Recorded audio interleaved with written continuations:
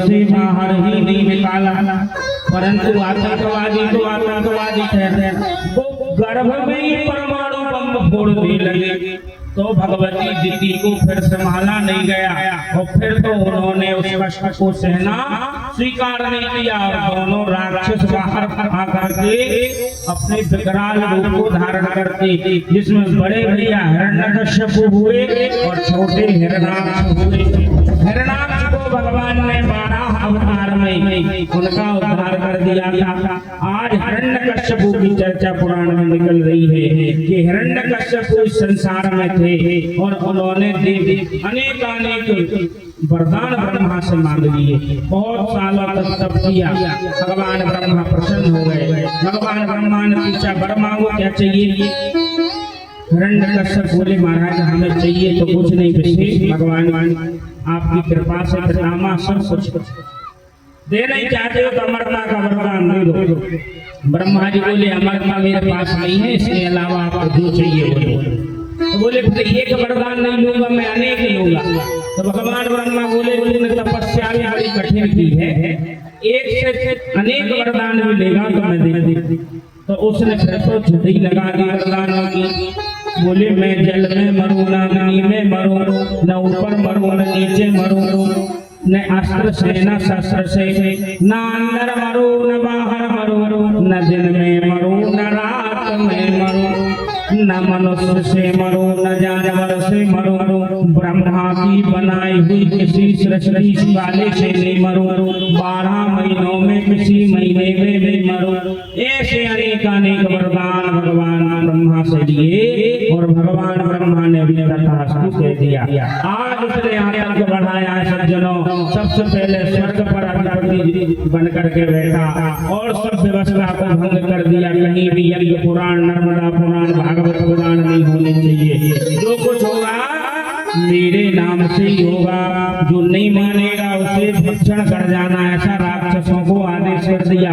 आज देवता one one भटक रहे हैं रक्षा के लिए और उनकी पत्नियां भगवान की शरणागति में स्तुति गाती हैं, हे नारायण रक्षा करो। और भगवान की कृपा हुई, कथा श्रीमद् भागवत विष्णु पुराण बड़ी सरलता सुगमता से दर्शन होती है।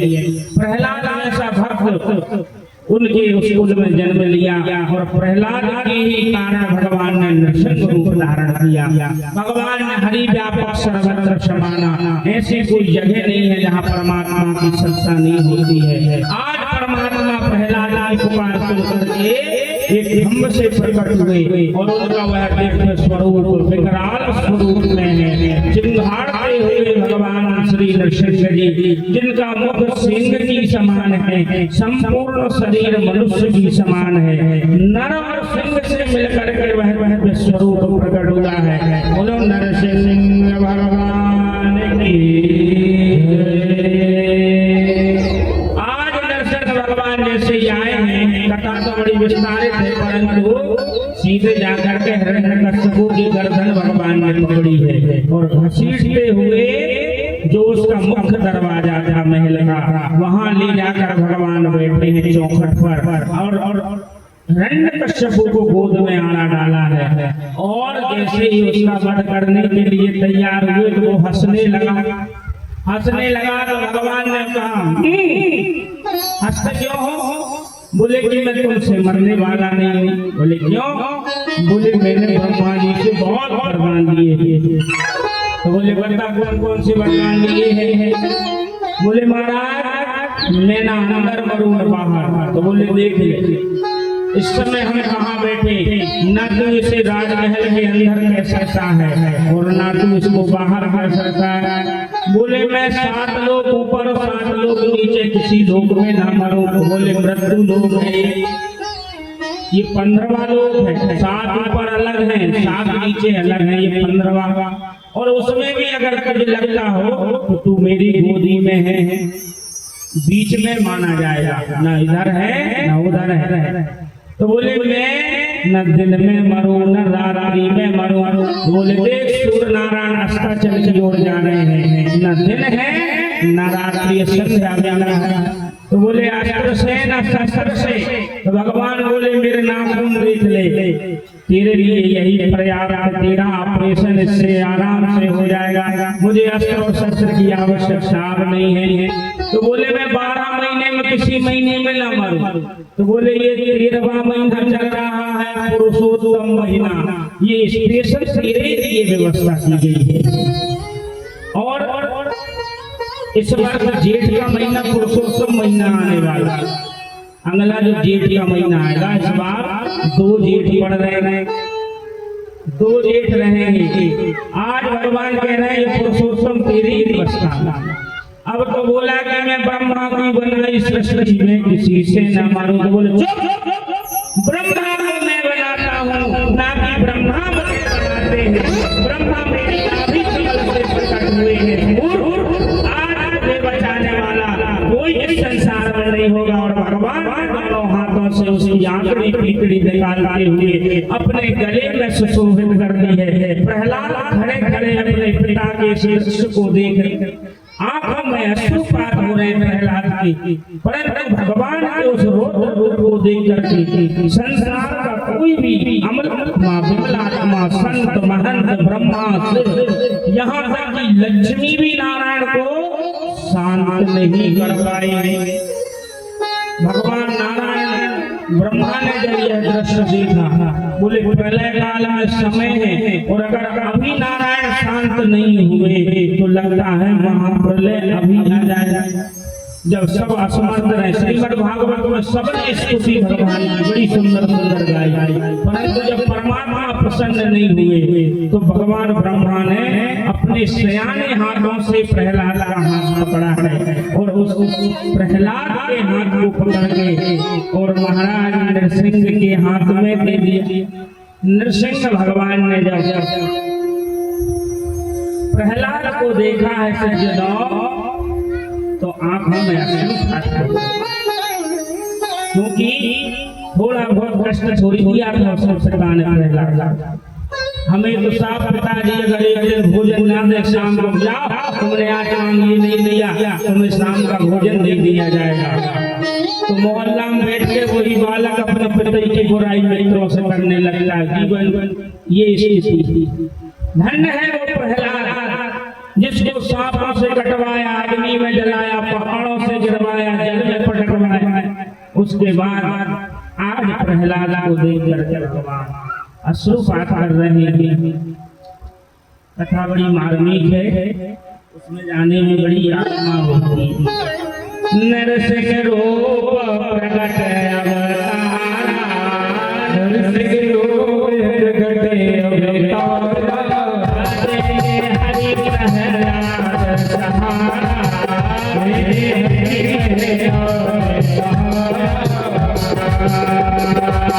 छोड़ो नहीं तेरियों आशा, छोड़ो नहीं तेरियों आशा, हमारा राज विनाशा, हमारे पत्नियों के अपहरण, पत्नियों की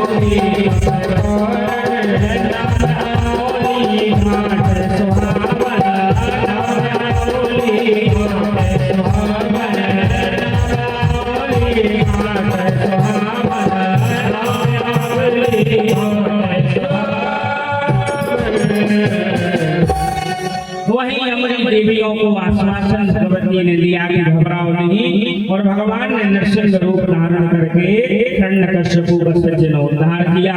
पुनः प्रहलाद जी को सिंहासन आरूढ़ किया है और देवता अपने स्वर्ग में स्थापित हुए हैं। तभी से इस घाट की महिमा आमल की तीरथ कथा कही पुराण सिकंद, और जितनी शिव महिमा कहें उतनी आनंद। ऐसी देवा स्तुति महिमा है, जितनी श्रवण करो उतना ही आनंद की अनुभूति हृदय में होती। यहीं बगल में रमगढ़ा करके भगवान शिव जी का रुद्र धाम करके शिवालय है। बड़ी सुंदर व्यवस्था वहाँ महंत जी के द्वारा चलाई जा रही है। विद्यालय चलाया जा रहा है। वहाँ जब जाते तो बड़ी छठा भगवान की प्राप्त होती। वहीं से आगे जब घर आते हैं तो सलकनपुर देवी मैया। आइए पुराण भगवान अंतर्गत भगवती का स्मरण आया है तो यहाँ की कथा सुन करके भगवती को नमस्कार करके आगे कथा हम चलेंगे।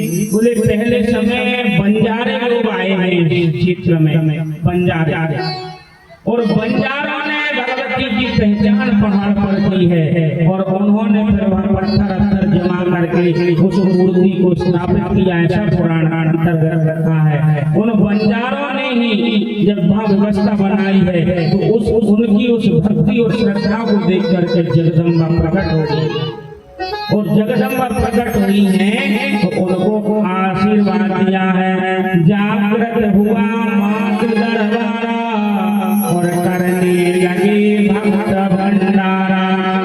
मुंडन तुला दान के कारण पाते सभी पूर्ण मनोरथ।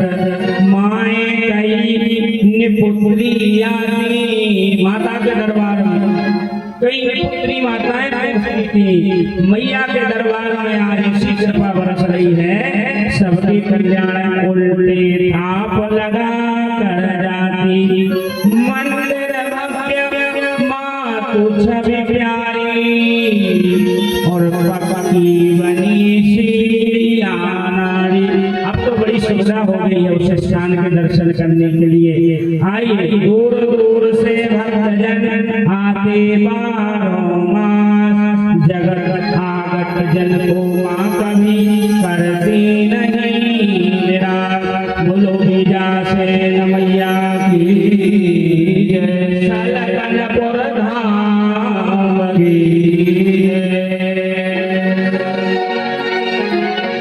मैया महिमा निराली धाम की हो।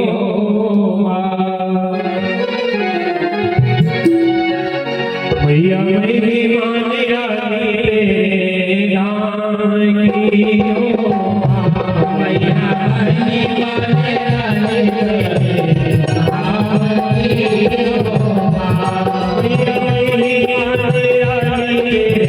धाम की हो। मैया महिमा निराली धाम की हो। मैया महिमा निराली धाम की हो।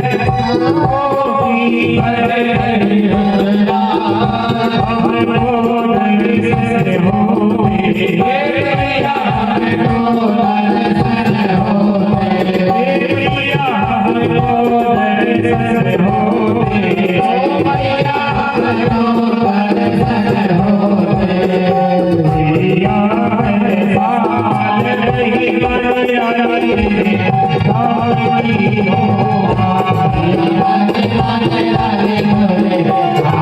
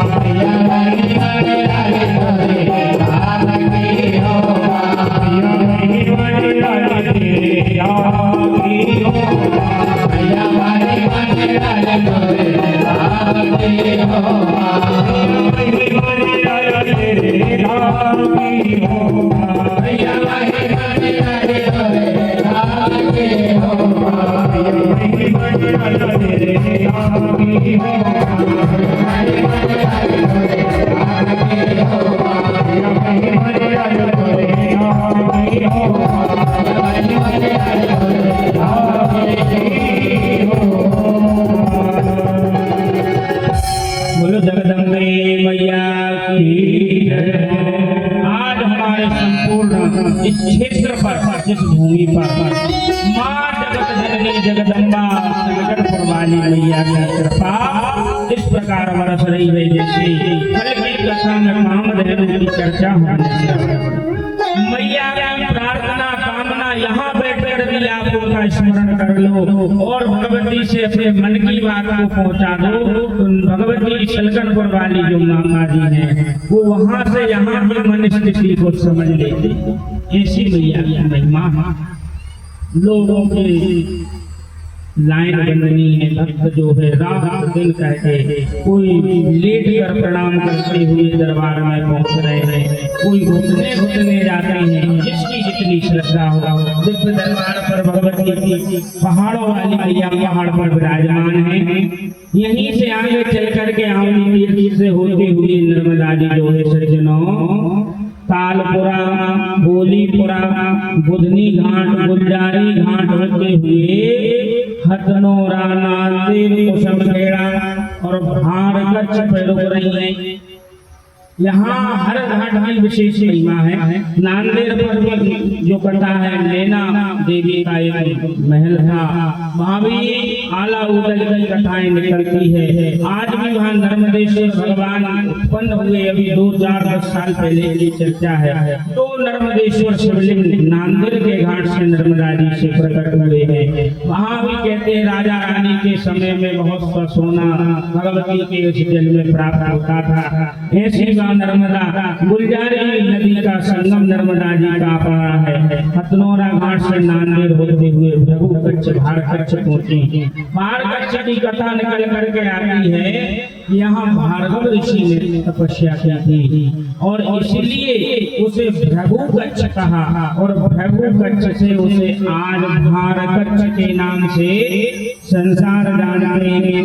और यहाँ इस स्थान पर गायत्री मैया के मंत्र का पुरस्चरण करने का बड़ा महत्व है। भारगच्छ के घाट पर जब कोई सा भी मंत्र हो आप पुरस्चरण करोगे तो जल्दी तुम्हें सिद्धि प्राप्त होती है।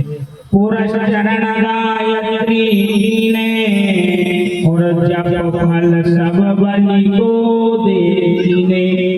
ऐसे भृगु ऋषि ने इस घाट पर तपस्या की और तपस्या में जितना भी तप उन्होंने एकत्रित किया उस सब को अपने शिष्य जो देवियों के राजा उस समय हुए हैं महाराज बलि और बलि के ऊपर समर्पित कर दिए। बोले ये तप तुम स्वीकार करो और इंद्रादि देवताओं से युद्ध करो।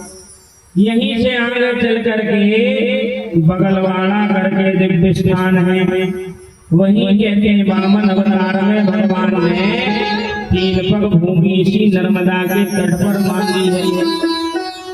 वामन अवतार की चर्चा बड़ी सुंदर है, आपने अन्य ग्रंथों में अन्य पुराणों में श्रवण भी की होगी कि देवताओं के राजा जब बलि हो गए हैं तो उन्होंने अपने गुरु के तपबल के प्रभाव से और स्वर्ग पर चढ़ाई कर दी और उन्हें विजय प्राप्त हो गई और स्वर्ग पर आज राजा बलि विराजमान हो गए हैं। इंद्रादि देवता पुनः स्वर्ग से वंचित हो गए। अब बोले क्या किया जाए? तो भृगु ऋषि ने कहा सुनो महाराज बलि, अगर आपको जीवन भर यज्ञ शासन पर बैठना है तो तुम 100 यज्ञ कर लो। 100 यज्ञ जो व्यक्ति कर लेता है फिर उसे इंद्र की आसन से हटाने वाला कोई 100 यज्ञ आपको करना पड़ेगा और फिर तुम इंद्र की आसन पर बैठने लायक हो जाओगे। ऐसे ही इंद्र की आसन प्राप्त नहीं हो जाता। और इंद्र का पद ऐसा भी नहीं है कि इंद्र अभी तक चले आ रहे हैं, नहीं। इंद्र इंद्र भी बदलाते जाते हैं। जैसे हमारे यहाँ 5 वर्ष प्रशासन चलता है, 5 वर्ष में चुनाव होते हैं, ऐसे ही वहाँ पे 100 वर्ष में चुनाव होते हैं। इंद्र भी भगवान ब्रह्मा का जो एक दिन होता है उसमें एक इंद्र आहूत हो जाते हैं, दूसरे दिन में 2 इंद्र, तीसरे दिन में 3 इंद्र, एक दिन में एक इंद्र बैठते हैं। इस समय जो इंद्र बैठे हैं और आने वाले जो इंद्र है महाराज बलि ही अब आने वाले इंद्र बनेंगे, ऐसा भगवान ने वामन अवतार में आश्वासन दिया है। आज महाराज शुक्राचार्य जी भृगु ऋषि के कहने से महाराज बलि नर्मदा जी के तट पर आए हैं।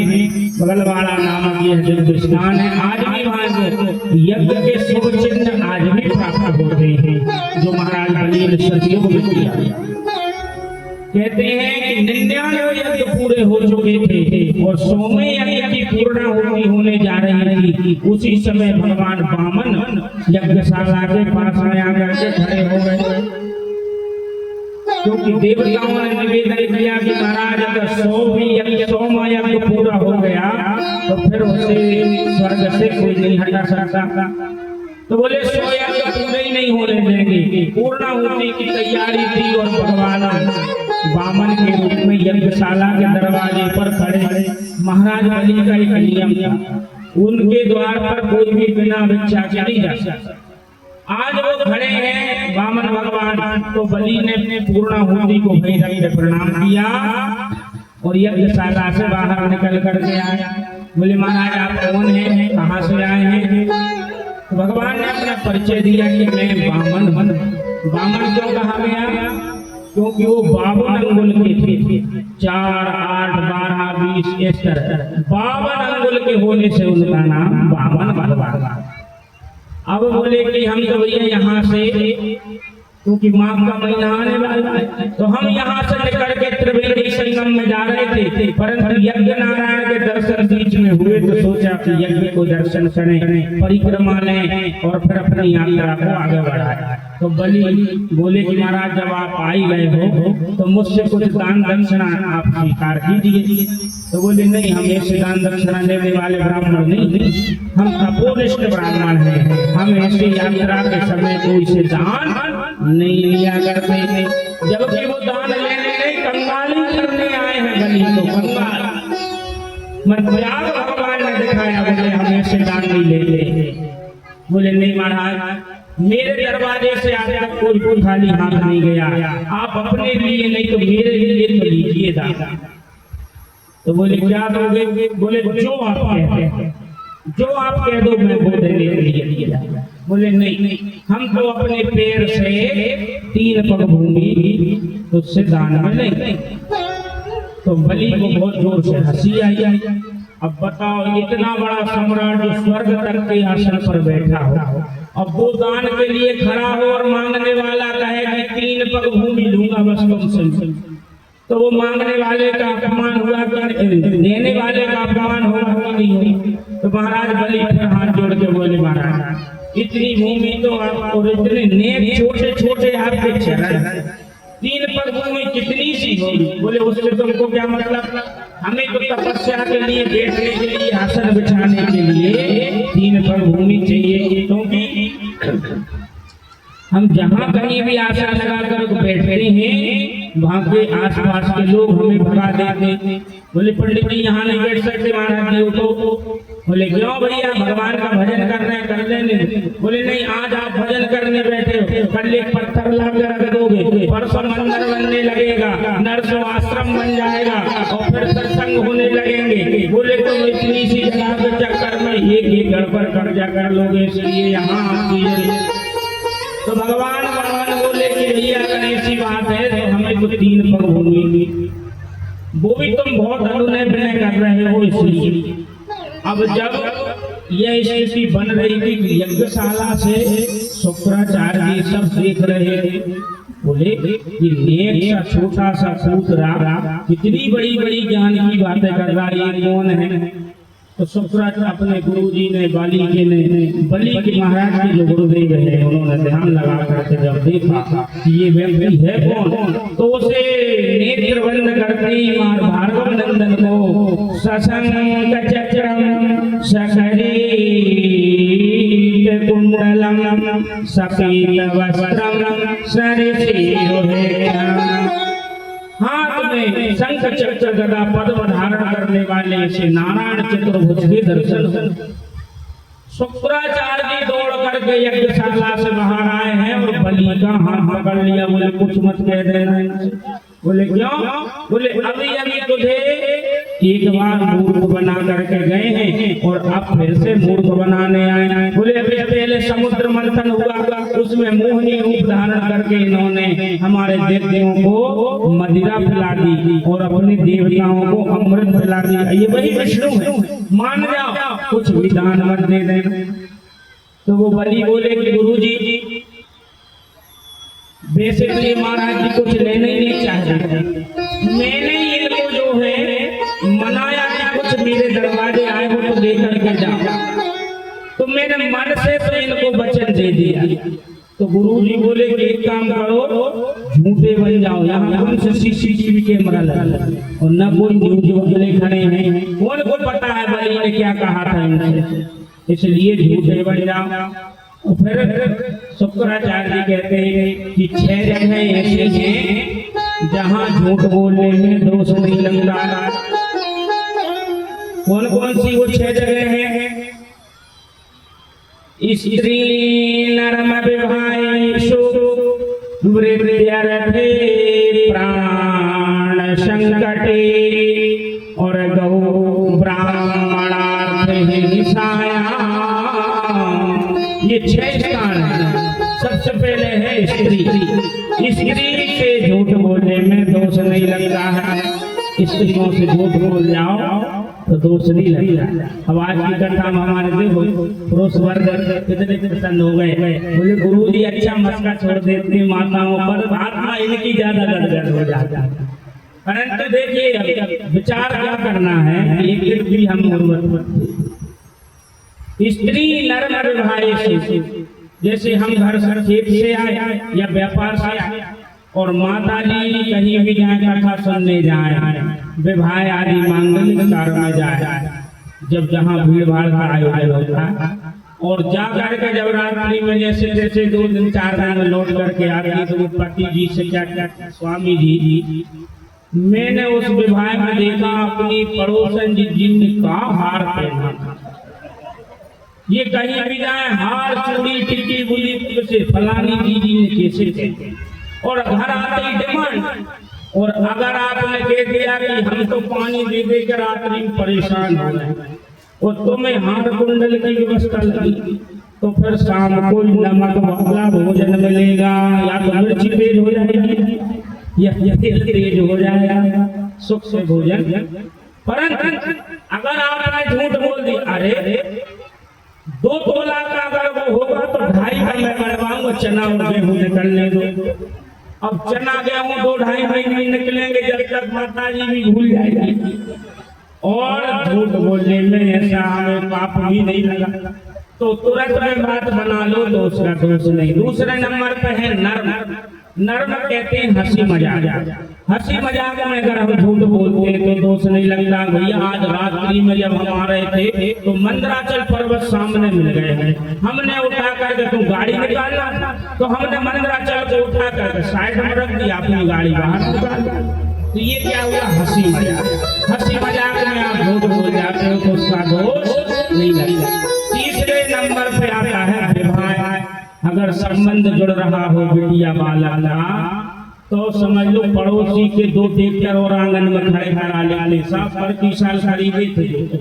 और तीसरे भैया को शोरूम पे आप चर्चा कर रहे हो 4 व्हीलर का जमाना, तो 4 व्हीलर की जिद पकड़ी है, बोले 4 व्हीलर से खेती हो तो समझ लो भैया संबंध उसी। अरे मुझे 4 ट्रैक्टर गाड़ी खरीद रहे हैं तो बोले विवाह संबंध में भी थोड़ा झूठ हो जाता है तो दोष नहीं लग रहा। स्त्री नरम विवाहेषु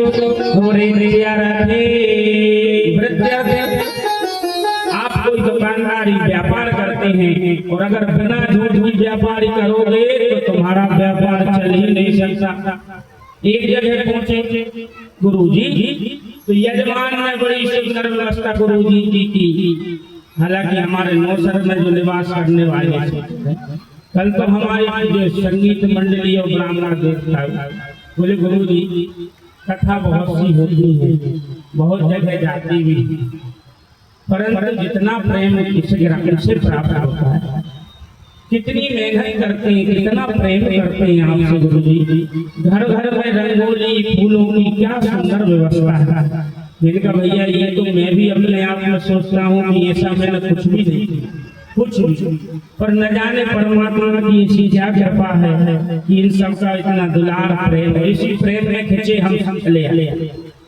अब अगली साल कथा हो वो 10 साल ना हो उससे हमें चिंता नहीं, पर हम हर साल नौसर में एक दिन के लिए आप लोगों से मिलने हर साल एक दिन के लिए आप लोगों की सहानुभूति लेने के लिए, हालचाल लेने के लिए जरूर पधारें, क्योंकि वास्तव में हमें जो प्रेम प्राप्त होता है आप लोगों से।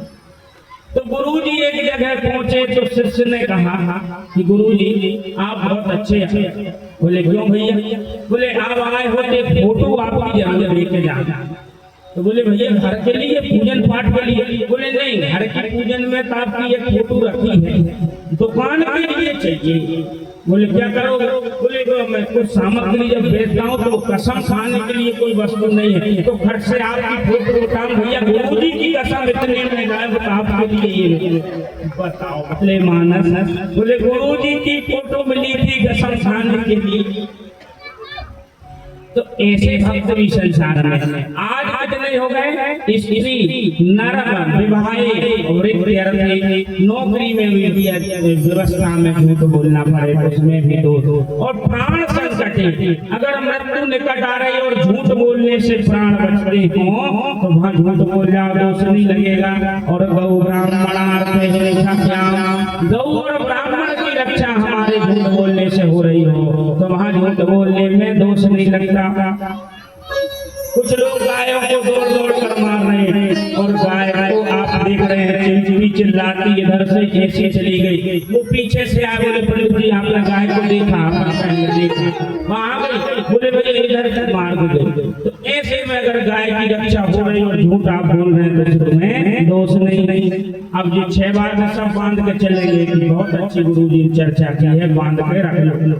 हमने एक दिन और बताया कभी भी कोई सी कथा की चर्चा हो उस पर ध्यान ये देना चाहिए कि ये ज्ञान ये कौन है। यहाँ राक्षसों के गुरु शुक्राचार्य ज्ञान चर्चा अपने से बलि को दे रहे हैं। अब भैया जो कोई शुक्राचार्य की नीति मानता हो वो झूठ को मान सकता है, बाकी तो झूठ बोलने में सर्वथा पाप ही लग जाए, इसलिए झूठ नहीं बोलना चाहिए। परंतु सत्य भी इतना कड़वा नहीं बोलना चाहिए जिससे किसी की आत्मा को ठेस पहुंचे। सत्य तो बोलो पर प्रिय सत्य बोलो, प्रियम ब्रूयात् न ब्रूयात् सत्यम अप्रियम। जो अप्रिय सत्य होता है उसे भी नहीं प्रकट करना चाहिए। आज स्थिति ये है कि बोले इतनी जगहों पर आपको झूठ बलि ने कहा गुरु जी आपके मुखारबंद से मैंने सुना ये धरती जो है ये बड़े बड़े पहाड़ों से बोझिल नहीं है। इतने पहाड़ हमारे देश में हैं, उनसे ये धरती बोझिल नहीं है। बोले झूठे लोग इस धरती पर रहते, उनकी वजह से धरती बोझिल होती थी, ना कि पहाड़ों से बोझिल होती थी। इसलिए मैं अब झूठा नहीं बनूंगा, मैंने मन से वचन दिया। तो शुक्राचार्य उस कथा में ये स्थिति है कि शुक्राचार्य नाराज हो जाते हैं और बलि को श्रीहीन होने का श्राप देकर के चले जाते हैं। और फिर कथा आप जानते भगवान संकल्प कराते विराट रूप धारण करते और 2 पग में केवल 2 पग भूमि में संपूर्ण ब्रह्मांड को नापते, एक में ऊपर के एक में नीचे के। बोले तीसरा पग क्योंकि रजिस्ट्री 3 चरण की हुई है, संकल्प जो हुआ है वो 3 पग भूमि का हुआ है। तुम्हारा राजपाट को हमने 2 पग में नाप लिया बलि की, अब तीसरा पग कहाँ रखा? तो बोले महाराज ये बताओ धन बड़ा होता है, धन का स्वामी बड़ा होता है, धन का मालिक बड़ा होता है कि प्रॉपर्टी बड़ी होती है? तो बोले भैया प्रॉपर्टी का जो मालिक होता है वो और बड़ा होता है। बोले अभी तक आपने मेरी प्रॉपर्टी ना पाए, आप प्रॉपर्टी के मालिक के सामने देखो और अपने तीसरे चरण को मेरे सिर पर रखो। महाराज बलि ने जो है भगवान रामन के उस तीसरे चरण, विष्णु पुराण की कथा, भगवान श्रीमद् भागवत की ये कथा है, परंतु हम अभी नर्मदा पुराण अंतर्गत हैं। ऐसी कथा इस घाट पर और यहीं पर जो है दिव्य बगलवाड़ा नामक जो स्थान है, यही भगवान ने नीलकंठ भूमि से राजा बलि को प्रताड़ित किया। बोले आने वाले, क्योंकि यज्ञ करना था वो इसलिए स्वर्ग पर बैठने के लिए, आने वाले समय में बोले इंद्र बलि तुम ही बनोगे। जब तक उनका समय पूरा नहीं हो जाता तब तक आप सुकल लोक में निवास करो। और कहते सुकल लोक में भगवान भी विराजमान है, वामन के रूप में द्वारपाल की सेवा करते हैं। ऐसी अनंत कथाएं हैं। बोलो लक्ष्मी नारायण भगवान की। यहीं पर पास में गरुड़ेश्वर तीर्थ है, जिसे गणरवास के नाम से जानते हैं, और वहाँ की दिव्य कथा हमें प्राप्त होती है। अरे पानी गरुड़ जी को जो है सोबरी मुनि का श्राप था कि वो यमुना जी के तट पर नहीं आ सकते, और उस श्राप से बचने के लिए गरुड़ जी की, और एक बार वो चले भी गए। चले जाने से क्या हुआ, उनकी सिद्धि जो उड़ने की शक्ति थी वो नष्ट हो गई, और शक्ति पाने के लिए आज गरुड़ जी इस स्थान पर नर्मदा जी के तट पर तप किया है, और तब से वो सब कुछ उन्होंने प्राप्त किया, और भगवान नारायण सेवा पुनः वाहन के रूप में सेवा में तल्लीन हुए हैं। यमुना तपरत यमुना और कभी गरुड़ आए यहाँ प्यासे पानी। अरे पानी पिया मछलियाँ खाए, मछलियाँ खाए, मछली खाए हम मछलियाँ खाए, मछलियाँ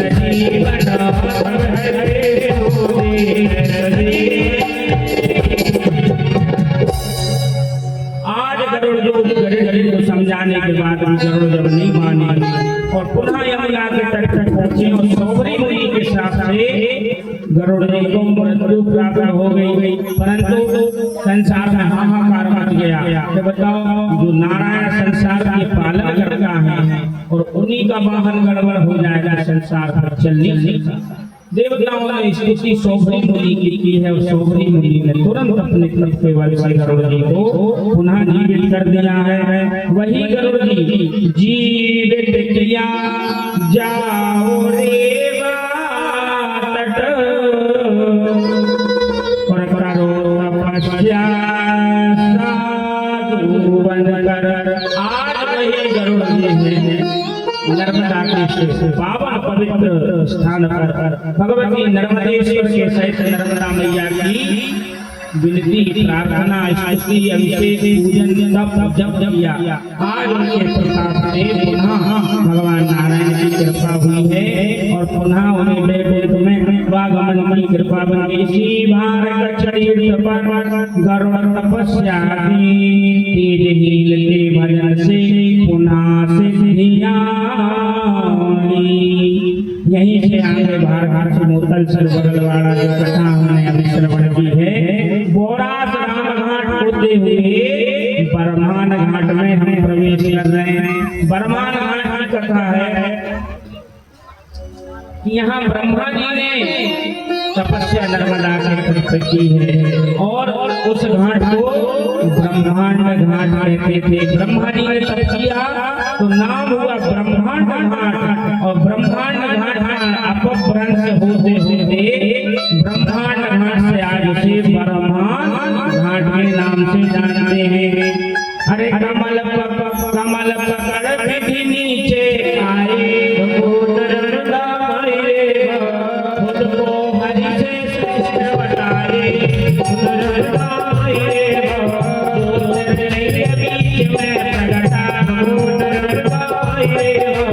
अब विवाद दोनों का निपटा, विवाद किया मैं हरि से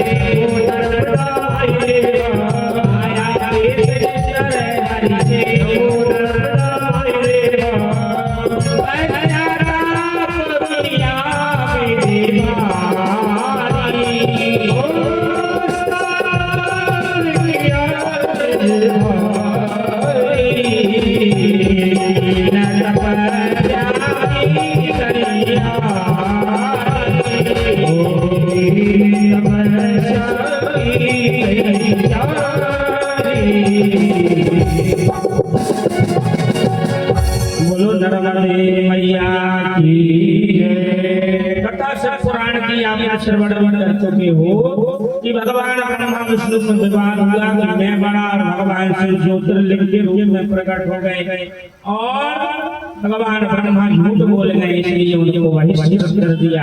आज पुनः ब्रह्मा नर्मदा जी के तट पर आए हैं सज्जनों, और यहाँ भगवती नर्मदा की इच्छा की तब से है ब्रह्मांड तट जो है अब ब्रह्मांड घाट घाट महिमा में गाते मुनिगान।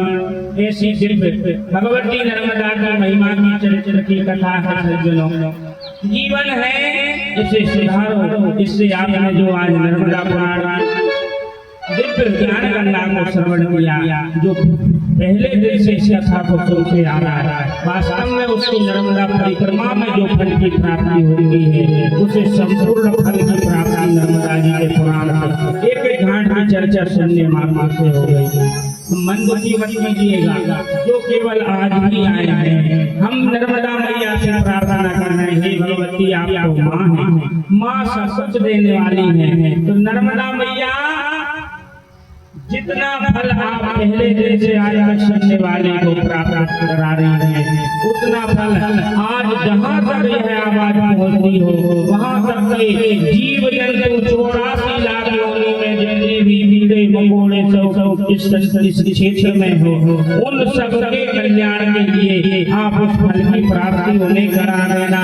बोलो नर्मदे मैया की।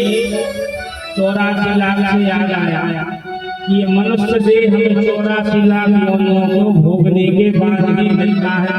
कितनी? 84 लाख। अब आप कहोगे गुरु जी आज तक 84 लाख संख्या में कितनी शून्य होती वो हम ठीक से देख नहीं पाता। आप कहते इतनी योनियां होती हैं, 84 लाख योनियों को भोग करके मनुष्य। एक श्लोक है उसमें संपूर्ण 84 लाख योनियों का वर्णन है। जलजालवलक्षाणी, जल में रहने वाले जो कीट पतंगे होते हैं ना, अब आप मोबाइल से कंप्यूटर राइड करो कितनी संख्या हो रही है। जल में रहने वाले 9 लाख जो कीट पतंगे होते हैं, जल में रहने वाले जीवों की संख्या 9 लाख बताई गई है। जलजा नवलक्षाणी कितने हुए? 9 लाख। स्थावरा लक्ष्यविंशति, और धरती पर रहने वाले कीड़े मकोड़े पृथ्वी कितने प्रकार के हम होंगे, वो कितने हैं? 20 लाख। तो 20 लाख कीड़े मकोड़े और 9 लाख जल में रहने वाले कीड़े, जल में मछलियां भी, कछुआड़ी सब आ गए। तो 9 और 20 हो गए 19। क्रमया रुद्र संख्या और 11 लाख जो है क्रमी होती है, जिनको हम इन आंखों से नहीं देखते, लेंस से उनको देखा जाता है। बारीक क्रम अणु परमाणु में गिनती करना, वो कितने हैं 11 लाख। तो 29 और 11 कितने हो गए 40 लाख, है ना। और पक्षीणाम 10 लक्षण, संसार में जितने भी पक्षी है उनकी 10 लाख योनि होती है। पक्षियों में कितनी प्रजाति होती है 10 लाख प्रजाति। तो 40 और 10 कितने हो गए सज्जनों 50, है ना। अब 50 हो गए हैं तो 30 लक्षाणि पशवः, 30 लाख प्रकार के जानवर संसार में होते हैं, 30 लाख प्रकार। तो 50 और 30 कितने हो गए 80। और 4 लक्षाणि मानव, और 4 लाख प्रकार के मनुष्य होते संसार में। यही वो 84 लाख प्राणी है जिन्हें भोग करके यह देह शरीर हमें प्राप्त होता है। और आज भगवत कृपा से हम उस देह को लेकर के दिव्य है नर्मदा प्राण की सेवा में बैठे। इसलिए आपने अपने जीवन को कुछ तो कृतार्थ कर लिया है, आगे भविष्य में भी अभी जीवन बनना है, उसको कृतार्थ बनाते चलना है। अच्छे सत्कर्म करो, अभी तक हमसे जो हुआ वो ठीक है, आने वाला जीवन अच्छे सत्कर्म सबसे मिलजुल करके रहो। ये प्रेम में ही परमात्मा की प्राप्ति होती।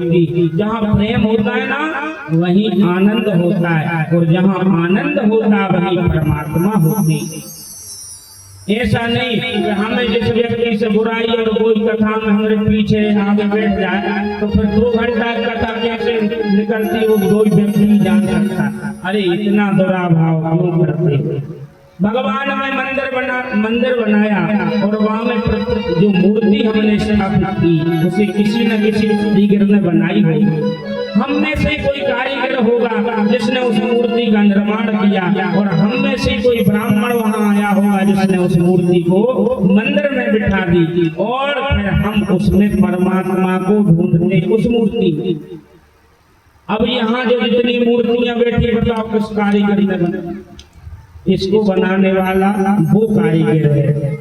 इन मूर्तियों में प्रतिष्ठा किस कारीगर ने की है? उसी कारीगर ने इन सभी मूर्तियों में प्राण प्रतिष्ठा की है। और हम एक दूसरी मूर्ति से दुराभाव करते हैं। ये भाव जो परमात्मा की बनाई चीज है उसमें दुराभाव होता है, और हम जैसे कुछ मनुष्य मूर्ति मंदिर में बिठा देते तो उसमें हम भगवान के दर्शन करते हैं।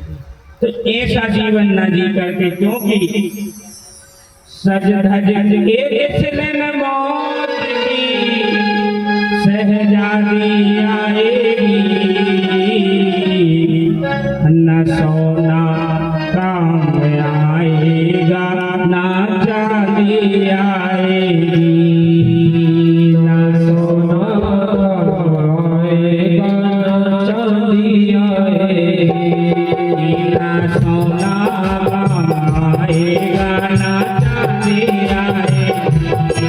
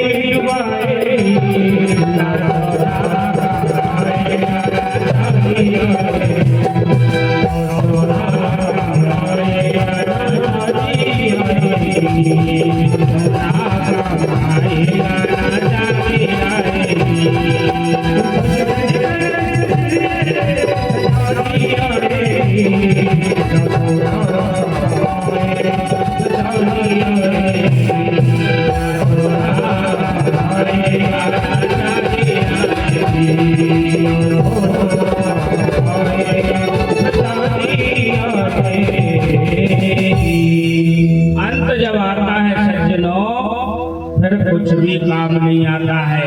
भगवान का भजन देह चितायाम परलोक मार्गे और धर्माणि को गच्छति जीवयेका, जीव के संग धर्म जाता है। जो आप लोग आज यहाँ बैठ करके कर रहे हो और कमा रहे हो, यहीं से आगे चल गए बरमान घाट से सर्रार गोरा बेल पठार माल कच्छ जलेरी घाट सिद्धा घाट होते हुए राम घाट परिया से नर्मदा जी भेड़ा घाट की यात्रा प्रारंभ करती हैं और वहाँ दिव्य नर्मदा के भेड़ा घाट की बड़ी महिमा दर्शन, चूंकि परिक्रमा में जाना तो नहीं होता है, वहाँ नर्मदा जी का उल्लंघन हो जाने के कारण परिक्रमा नित हो जाती है।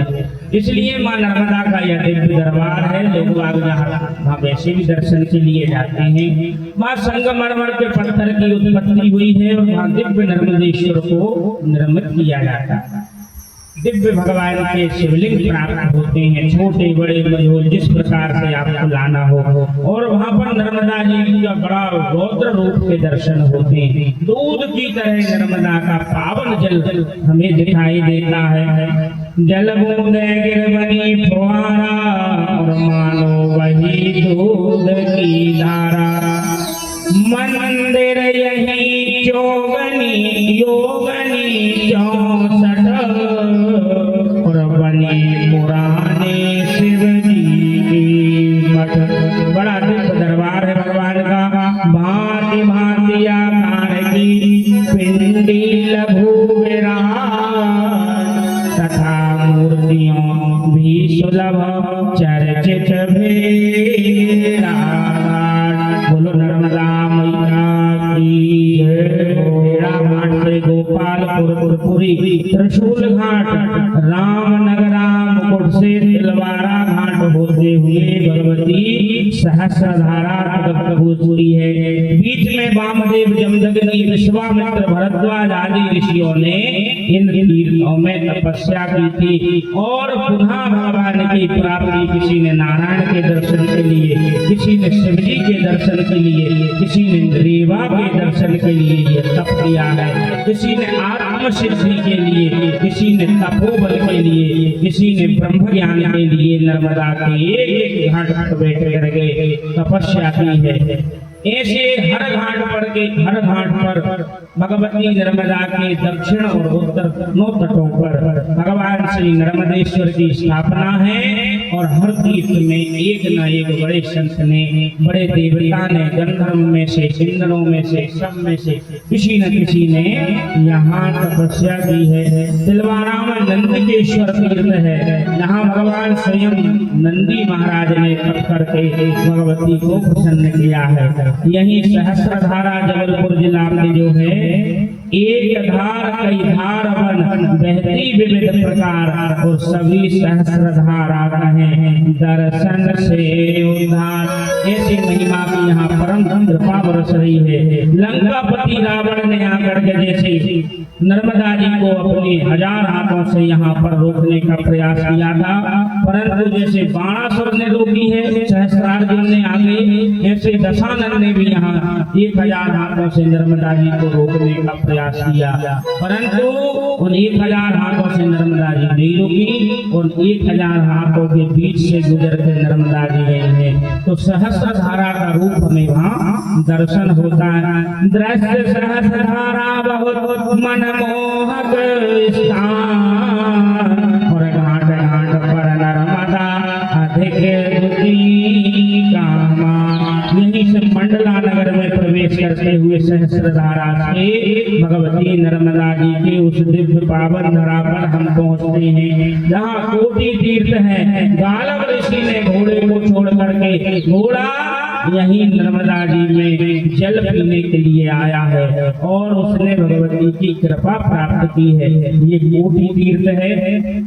कोटि तीर्थ से जुड़ा जुड़ाया अमरकंठ तीर्थ उत्तर तट से जो है।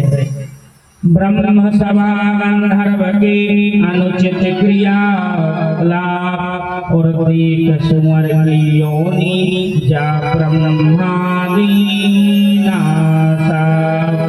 एक बार की बात है, धुंधुमार नामक एक राजा हुए हैं और वह बड़े ज्ञानी विवेकी थे और अयोध्या के पुराने राजा हुए, प्राचीन समय के राजा, राम जी के वंशज। अरे धुंधुमार नामक एक राजा, धुंधुमार के राजा,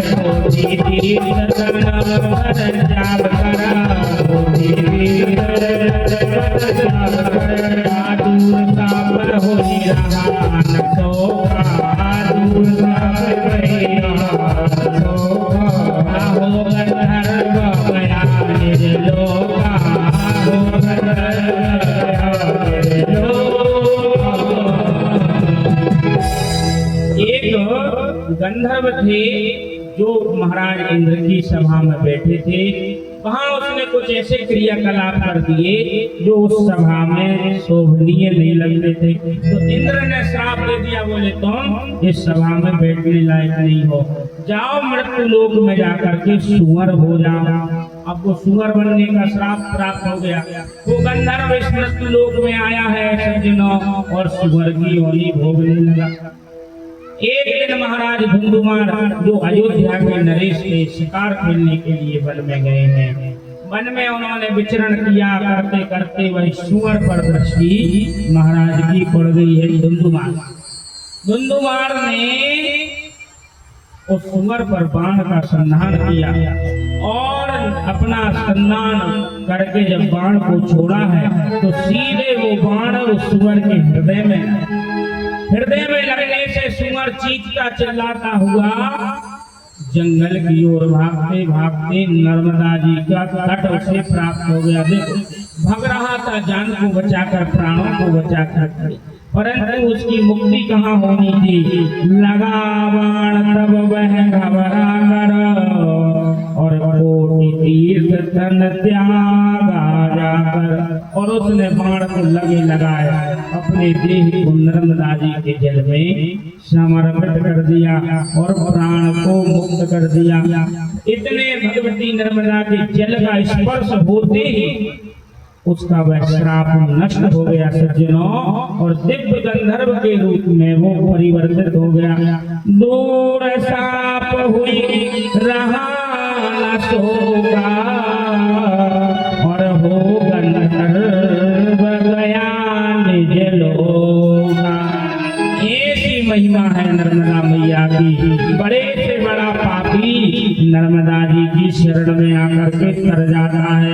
कपिला रेवा का मिलन, यहाँ कपिला नदी का संगम भी है, यहाँ करते कपिला रेवा का मिलन, कोटि तीर्थ शुभधाम, कोटि कोटि ऋषि मुनि यहाँ करते हैं मुकाम।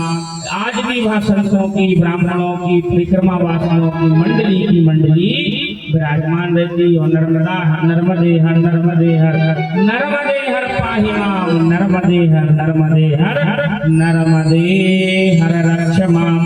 आज भगवती नर्मदा की कथा पुनः भैया जो है अमरकंठ पर हमने आकर के प्रारंभ की थी। मार्कंडेय महान ऋषि गाया रे बागान, और शुरू दिन की कथा में हमने दर्शन कराया था।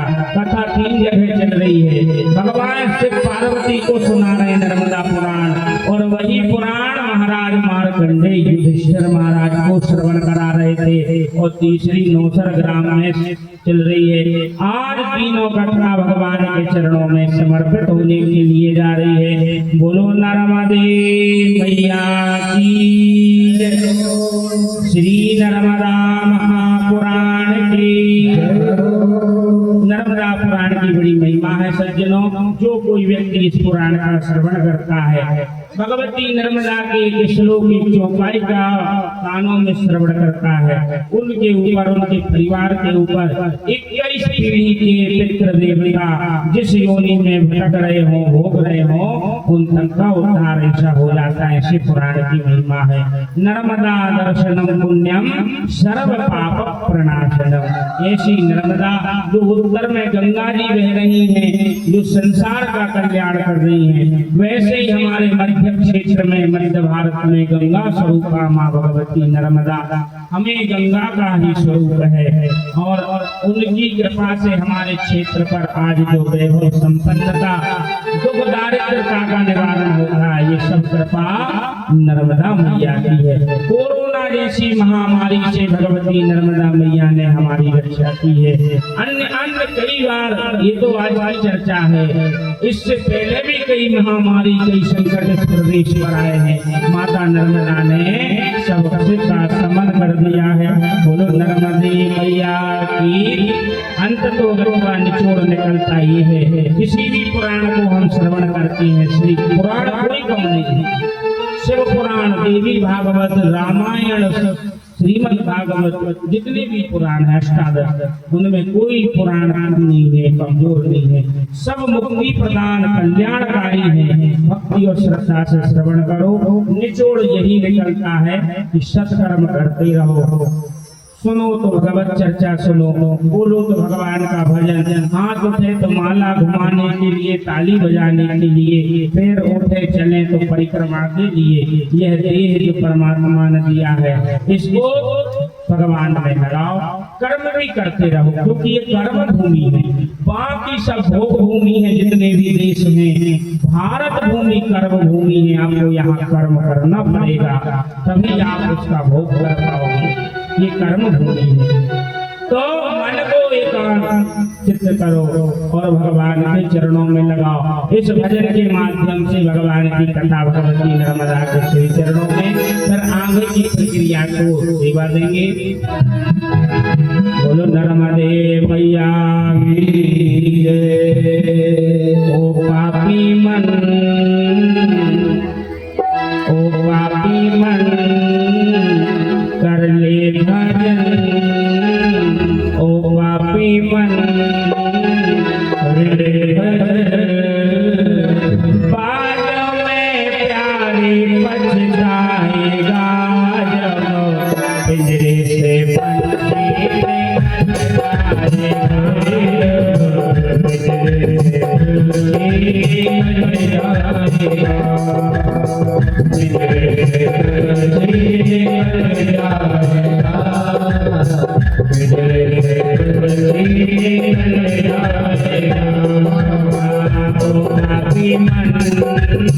कर ले भजन,